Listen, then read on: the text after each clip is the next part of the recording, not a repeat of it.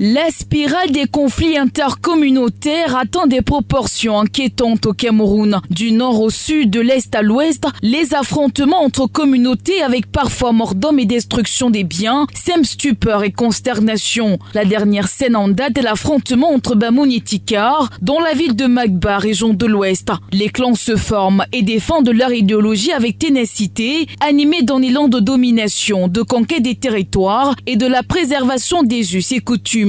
La recherche de la puissance devient un élément déclencheur des conflits entre les peuples. Ces conflits, dont la plupart ont des origines territoriales, seraient l'une des conséquences de la colonisation.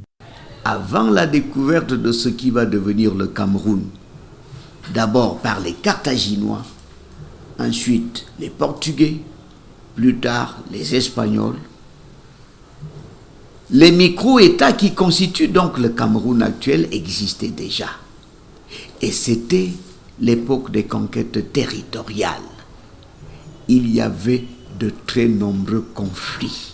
Les conflits intercommunautaires touchent certaines localités et populations du Cameroun, le cas des Arabes Chouas et les Mousgoum. Serait un conflit aux origines historiques et aux racines familiales sous fond de parenté. Allez-y étudier la généalogie du Bamoun.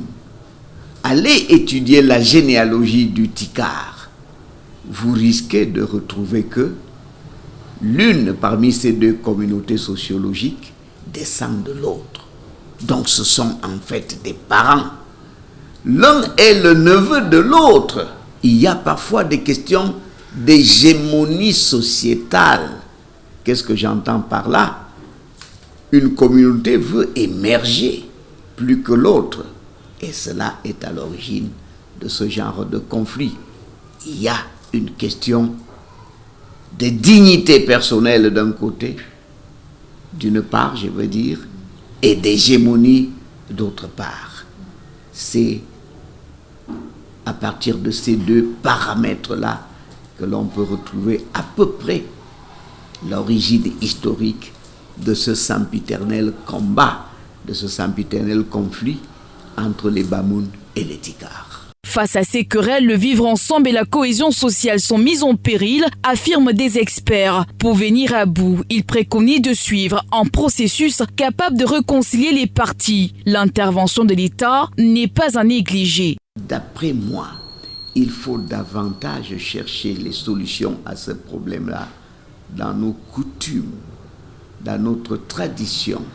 L'État devrait donc encadrer une plateforme de mise en commun des arguments des deux côtés pour qu'on trouve une solution.